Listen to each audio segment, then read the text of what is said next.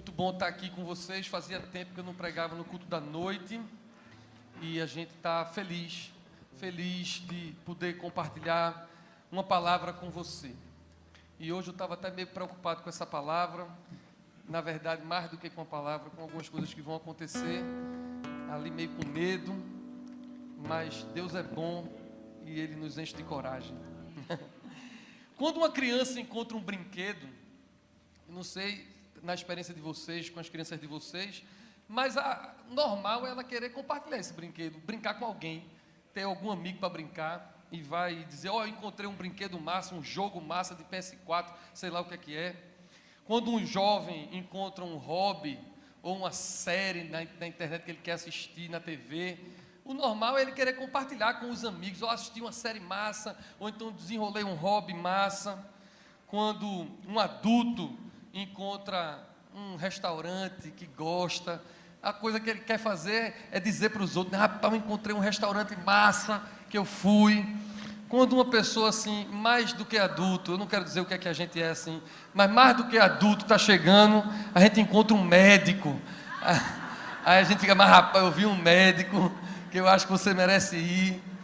E imagina quando nós encontramos Jesus. Quando todos nós encontramos Jesus, o que a gente quer fazer, quando a gente encontra a salvação, é dividir isso, partilhar isso, mostrar para todo mundo o que a gente encontrou.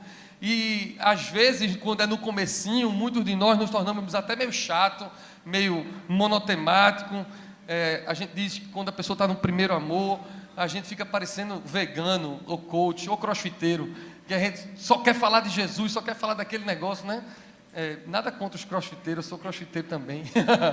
Mas é porque é aquele negócio, aquele cara que só fala nisso, às vezes a gente fica assim.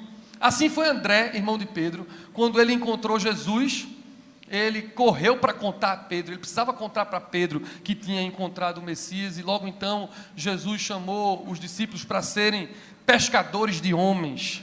E hoje o culto é sobre isso, sobre a nossa missão enquanto discípulos de Jesus. Quando Jesus ele ressuscitou, ele já ressurreto, apareceu aos discípulos e deixou uma ordem. E essa ordem a gente é conhecida como a Grande Comissão. Há 5 textos da Grande Comissão na Bíblia. Cada evangelista dos 4 tem uma versão.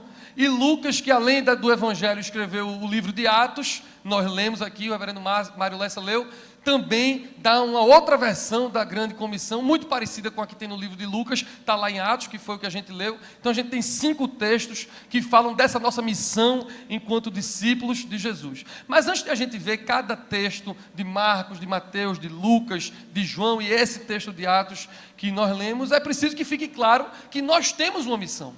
Porque nem todos vocês que estão aqui têm consciência real, pode até saber na cabeça, mas assim, encarnada, de que você tem uma missão, que é conhecer Jesus e fazê-lo conhecido.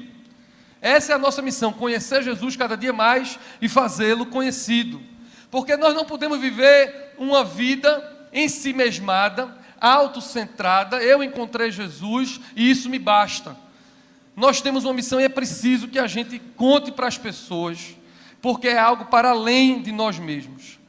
Dom Paulo Garcia sempre ensina assim, o nosso pastor, nosso arcebispo, Deus mandou ir, a Grande Comissão, Deus mandou ir, não é esperar que eles venham, Deus mandou a gente ir. Agora, como a gente vai pregar esse evangelho, como a gente vai fazer Jesus conhecido, aí fica para a nossa criatividade. Cada um vai de um jeito, cada igreja vai de um jeito. A igreja católica vai de um jeito, a presbiteriana vai de um jeito, a batista vai de um jeito, a episcopal daqui vai de um jeito, outra episcopal de lá vai de outro jeito, porque Deus mandou ir. Agora, como a gente vai, aí fica para a criatividade de cada um. Tem gente que vira missionário, vai ser missionário para o resto da vida. Tem gente que sai daqui para ser missionário em outros cantos. Hoje a gente tem o privilégio aqui na igreja de ter uma missionária, nossa amiga Lesca, que está ali, levanta a mão, aliás, fica em pé, Lesca, para todo mundo lhe conhecer, fica em pé. Olha aí, Lesca é nossa missionária, ela mora nos Estados Unidos há muitos anos, não vou dizer quantos anos para o povo não ficar desconfiando da idade dela, mas ela foi da nossa juventude e hoje ela está aqui, mas vai voltar já para os Estados Unidos, onde ela é missionária lá. E nós temos feito isso na nossa igreja, nós não temos esperado as pessoas virem. Nós temos proclamado esse evangelho através dos encontros de jovens, encontros de casais, cursilhos, nos discipulados nas casas para pessoas que têm trauma de igreja, que não vêm para cá, mas chegam num discipulado, nos relacionamentos pessoais. E a ideia nossa não é encher a igreja, embora eu acho lindo quando a igreja está cheia assim, mas a ideia da gente é que as pessoas se convertam a Jesus em qualquer comunidade cristã que elas possam ir. Tanto é que aqui na Recon a gente sabe que não cabe mais, né? De manhã já está lotado há muito tempo, agora de noite já tem gente em pé e tudo quanto é canto. A ideia é que a gente plante novas igrejas. Acabamos de plantar uma igreja em Porto de Galinhas, onde está tendo um culto agora, e a gente sonha em plantar a igreja aqui em Candeias, a gente sonha em plantar a igreja, por isso a gente precisa de pastores e missionários. Se Deus estiver falando com você, vai ouvindo e vai recebendo aí, porque a gente precisa de gente para poder crescer plantando igrejas por aí. E há outras estratégias mais ousadas também de pregar o evangelho, que não necessariamente são essas que a gente faz assim, meio que safas, meio que tranquilas dos nossos encontros, porque assim, até certo ponto é confortável a gente criar um evento que a gente controla e as pessoas vêm, como no cursilho, no encontro. Agora mesmo, nós estamos encerrando um cursilho masculino da Recon. Você não tem noção do que está lá, não. Enquanto está aqui a igreja cheia, lá o reverendo Pablo está encerrando um cursilho com 190 homens na sala. Pense numa coisa linda. Hoje de manhã nosso dia começou cedo, às 6h30 da manhã, na Manhanita, 675 pessoas na Manhanita. A coisa mais linda do mundo. Mas há outras estratégias mais ousadas. O apóstolo Paulo, em 1 Coríntios, capítulo 9, diz assim: fiz-me fraco como fraco para com os fracos, para ganhar os fracos. Fiz-me tudo para todos, para por todos os meios chegar a salvar alguns. Paulo tinha um foco na missão e formas diferentes de missão conforme era o povo que ele se encontrava. E agora eu queria pedir a vocês encarecidamente, meu coração está palpitando pela loucura que eu vou fazer agora, mas eu queria que você não se assustasse com o que vai acontecer agora. Eu estou avisando antes, porque eu sei que você vai se assustar, mas se assuste menos. É só um gostinho de algo bem ousado que a gente tem feito e que eu vivi, e eu achei injusto que você que está aqui na igreja não tenha vivido, e eu quero que você sinta um pouquinho de uma forma ousada. Levantai, ó portas, as vossas cabeças, levantai, ó portais eternos, para que entre o Rei da Glória. Amém.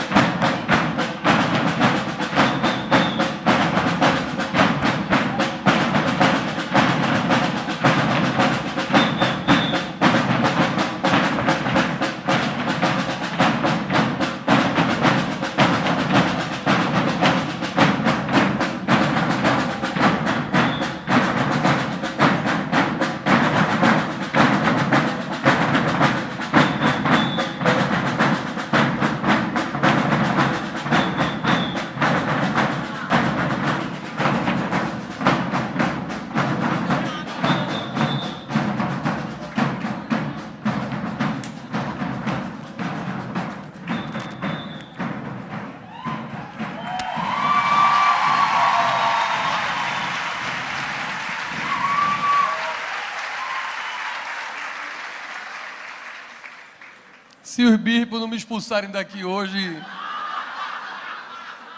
eu estou garantido. Agora, eu queria que você imaginasse isso multiplicado por 10 no meio do Recife Antigo na hora do carnaval. Era isso que a gente estava fazendo em Olinda e no Recife Antigo no carnaval. Muitas pessoas impactadas e a gente gritava: viva Batuque, viva a missão. Hoje é sobre a nossa missão. Muitas formas de a gente proclamar esse evangelho. O evangelho de Marcos diz assim, Marcos 16:15, e disse-lhes: vão por todo o mundo e preguem o evangelho a toda criatura. Quem crê e for batizado será salvo. A ênfase de Marcos, que foi o primeiro evangelho a ser escrito, é na pregação, nas boas novas. Nós somos pecadores, precisamos de um Salvador. Quem crê será salvo. É a coisa mais linda essa ênfase. Aí vem Mateus. Mateus, que é o primeiro evangelho, não foi o primeiro a ser escrito, mas o primeiro registrado, diz assim, 28:19, portanto vão e façam discípulos de todas as nações, batizando-os em nome do Pai, do Filho e do Espírito Santo, ensinando-os a obedecer tudo que lhes ordenei. Aí Mateus já acrescenta, além da proclamação, a ênfase que é no discipulado, no ensino para todas as nações. Ele diz: proclame e batize, mas ensine a obedecer. Mateus queria transformar pessoas pagãos ou então judeus nominais em discípulos, seguidores de Jesus, que obedecem e não só diziam que criam de boca. Aí chega Lucas e escreve a grande comissão lá em Lucas 24, dizendo assim: e que em seu nome se pregasse o arrependimento para a remissão de pecados a todas as nações, começando em Jerusalém. Vocês são testemunhas dessas coisas. Eis que envio vocês a promessa do meu Pai. Permaneçam, pois, na cidade, até que vocês sejam revestidos do poder que vem do alto. E aqui eu quero destacar o arrependimento. Lucas dizendo que Jesus diz que a gente tem que pregar o arrependimento, e ele já começa a falar que é a partir de Jerusalém para todos os lugares. Ele diz que a gente tem que ser testemunha, mesma coisa que ele escreveu lá em Atos. Mas aqui ele já antecipa e fala que a gente deveria ficar e esperar para ser revestido de poder para fazer isso. Aí vem João, o último evangelista, João 20:21, diz assim: disse-lhe, pois, Jesus outra vez: paz seja convosco. Assim como o Pai me enviou, eu também vos envio a vós. E depois soprou sobre eles o Espírito Santo. E João, o mais profundo de todos, ele não diz proclame, batize, ensine. Ele podia ter feito isso como Marcos, Mateus e Lucas, mas João diz assim: assim como o Pai me enviou, eu vos envio a você. Ou seja, a minha missão é a sua missão. O que eu fiz, você deve fazer. Se eu preguei, curei, libertei, lavei os pés, você tem que fazer a mesma coisa. E ele também fala do Espírito Santo Consolador, sopra sobre os discípulos. Então aqui está a nossa missão. A pergunta é: você tem noção de que tem essa missão e que essa missão é sua? Não é da igreja, essa missão é sua como discípulo individual. Cada cristão, um missionário, de formas diferentes, claro, ninguém é igual, você pode fazer do seu jeito, mas você tem noção que sobre você existe uma expectativa de que você cumpra uma missão? Eu escolhi o texto para ser lido, a grande comissão de Lucas, escrita no livro de Atos. E nós lemos esse texto e foi por uma razão específica. Lucas registra que os discípulos estavam reunidos, Jesus já havia morrido, já havia ressuscitado, como ele prometera, apareceu para os discípulos em diversas oportunidades, mas os discípulos ainda não compreendiam tudo, presta atenção nisso. E o primeiro versículo que o reverendo Mário leu diz assim: então os que estavam reunidos lhe perguntaram: Senhor, será este o tempo em que restaures o reino de Israel? Ou seja, os discípulos, mesmo depois de tudo que tinha acontecido, ainda estavam pensando segundo a ordem desse mundo, ainda estavam pensando no governo de Roma ou no governo de Israel, questões de poder, questões locais, questões que são intrínsecas da nação, liberdade política. E aí a resposta de Jesus a essa pergunta dos discípulos: será que agora o Senhor vai fazer alguma coisa no nosso meio aqui em relação a Roma e Israel? E Jesus responde assim: não vos compete saber isso. Não precisa saber disso agora. O que você precisa saber é que você tem uma missão. A pergunta correta não era o que é que Deus ia fazer na terra aqui. A pergunta e o importante era sobre a nossa missão. No gabinete pastoral, nos eventos, em todos os concílios, em todos os lugares, eu ouço muito isso. Ontem eu vi muito isso dos homens que estão lá terminando o concílio. Será que é agora, pastor, que minha mulher se converte? Será que é agora que meu emprego vem? Será que é agora que meu filho se ajusta? O concílio masculino é a época que Jesus mais ouve a oração de mulher, tenho certeza disso. As esposas, as irmãs, as mães, todo mundo de joelho no chão, orando por 190 homens que estão lá. E está todo mundo perguntando isso, será que agora ele se converte? Será que agora alguma coisa acontece, um milagre vem, o meu relacionamento se resolve? Questões intrínsecas a nós mesmos, questões justas, questões que a gente tem, é para ter mesmo, é para orar mesmo. E eu não sei. São 190 homens que estão lá e outros tantos que fizeram o encontro de jovens recentemente e tantos que vão fazer o encontro de casais já já.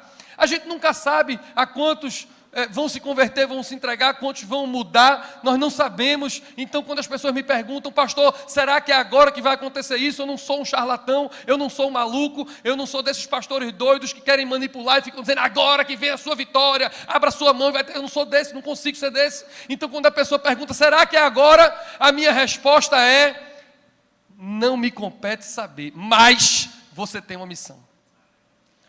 Então, de repente, você entrou por essas portas aqui da reconciliação hoje e tem um coração, será que vai acontecer isso? Você está orando por questões dignas, importantes, e você está dizendo, será que essa semana vem? Será que esse mês vem? Será que vai acontecer isso que eu quero tanto?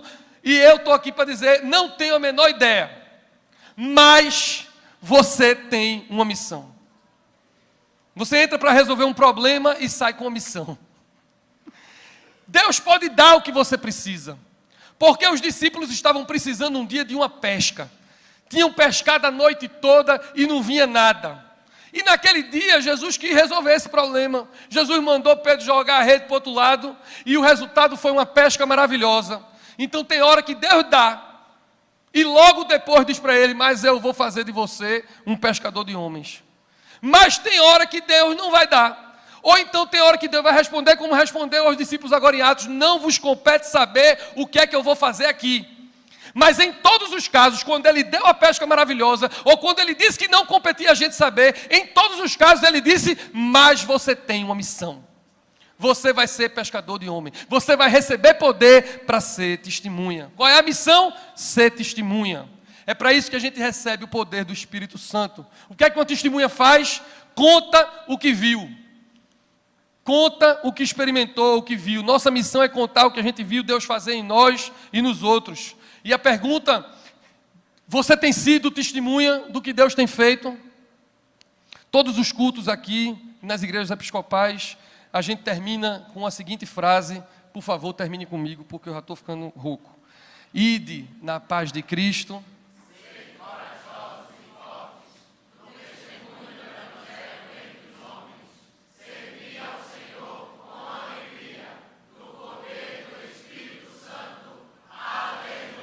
Não é à toa que isso está no livro de oração comum. No poder do Espírito Santo, a gente recebe o poder do Espírito Santo, a gente sai do culto, cada quarta-feira, cada domingo, a gente sai para uma missão. A gente sai cheio do poder do Espírito Santo para sermos testemunhas.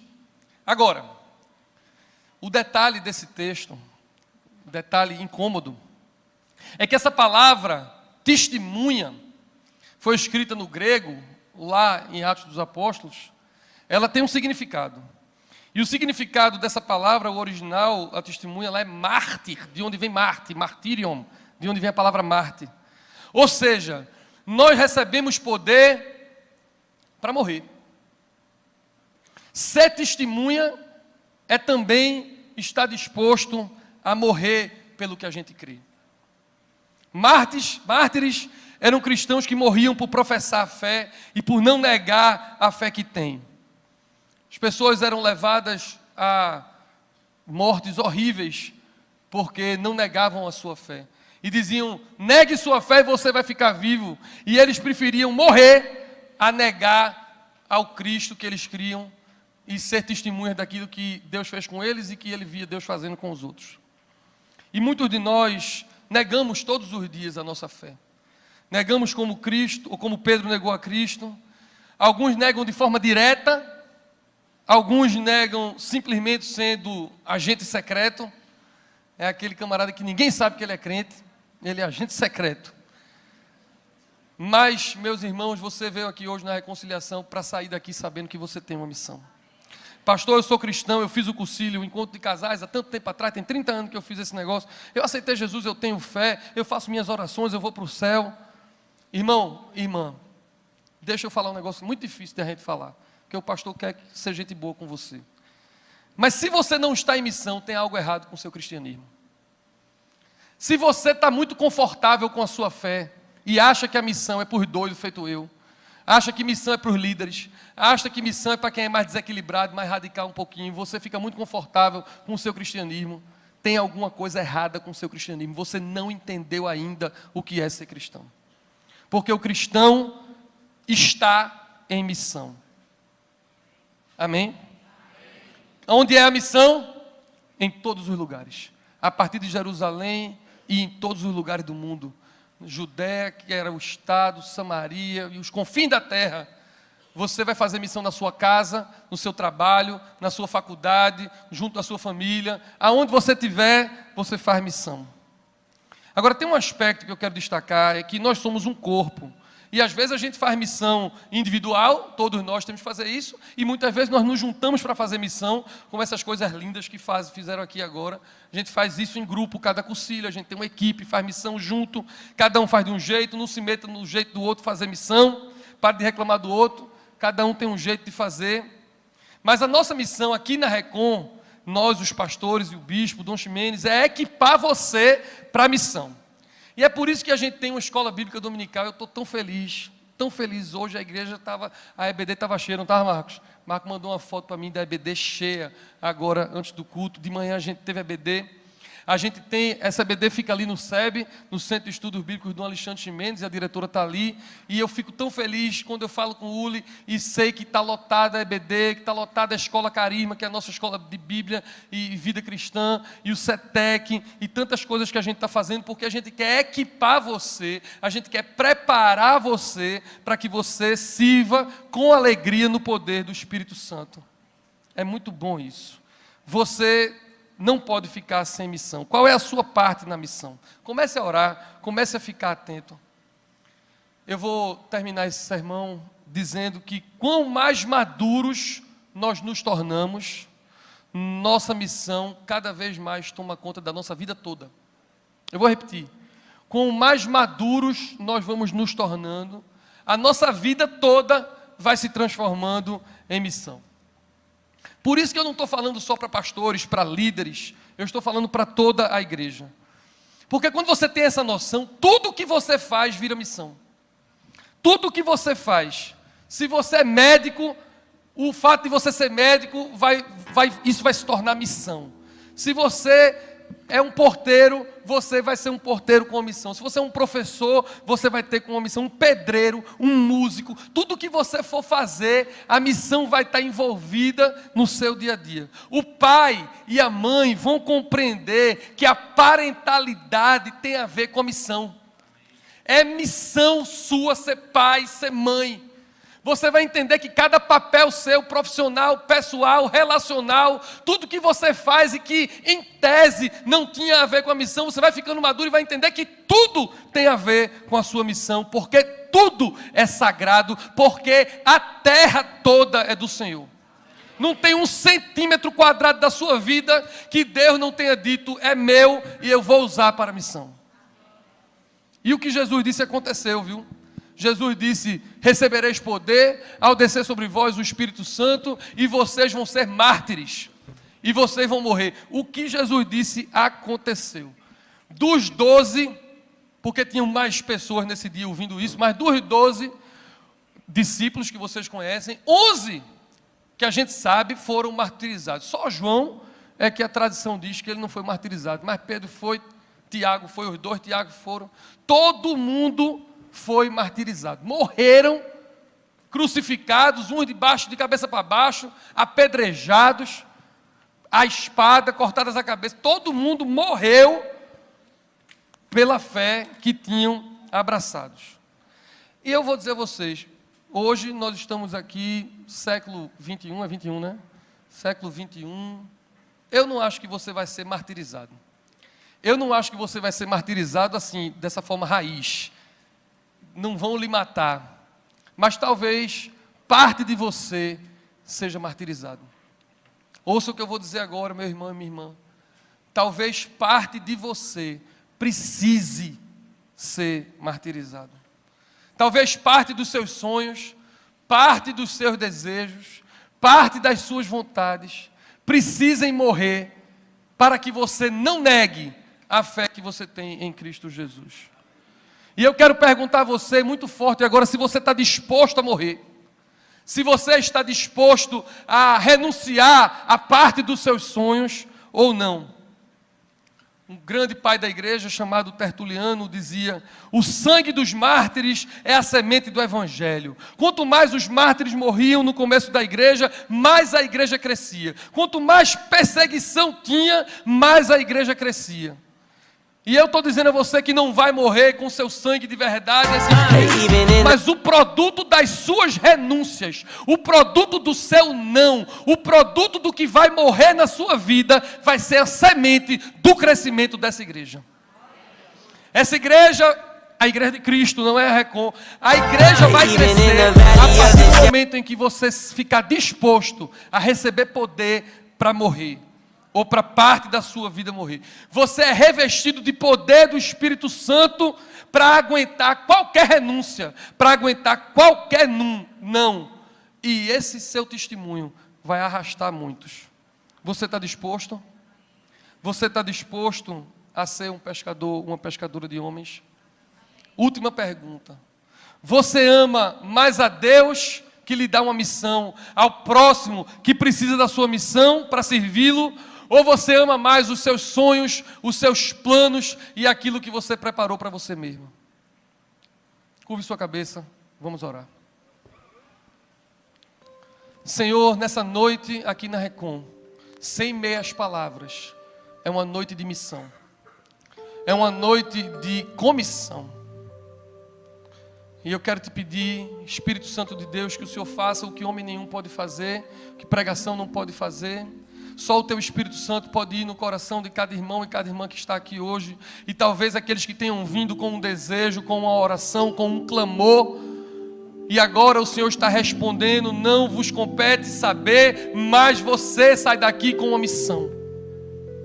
Espírito Santo de Deus, aquece o coração daqueles que precisam ser empoderados nessa missão. Levanta no meio da Tua igreja missionários. E eu estou falando de todos, em todos os lugares, mas também missionários especiais que vão sair em missões aqui e em qualquer lugar do mundo. Levanta mais pastores, evangelistas, profetas. Levanta homens e mulheres, Senhor, que estão dispostos a dizer sim e renunciar a planos, a sonhos. Pessoas que estão dispostas a dizer sim e dizer que até morrer nós vamos proclamar a Tua palavra. Eu te agradeço, Pai, por essa juventude do Viva, que corajosamente no carnaval sai proclamando que o Senhor é o verdadeiro Rei. Eu quero te agradecer porque o Teu Espírito Santo tem feito coisas tão lindas nessa comunidade. E eu sei que está fazendo ainda hoje mais. Eu sei que o Senhor está levantando uma geração aqui de pessoas corajosas, pessoas que não temem o testemunho, que não temem ser perseguidas, pessoas que não têm medo do comentário que vão ser feito a respeito deles, pessoas que não têm medo da reputação deles, porque o Senhor é a bandeira deles. Aqui o Senhor manda. E por fim, Pai, eu te peço, usa-nos, Senhor. Usa-nos na nossa família, no nosso trabalho, aqui na igreja, nos ministérios, aonde o Senhor plantar os nossos pés. Usa-nos, Senhor, como um farol que brilha. Usa-nos, Senhor, para o louvor da Tua glória. É assim que nós oramos em nome de Jesus. Amém. Viva Batuque, viva a missão.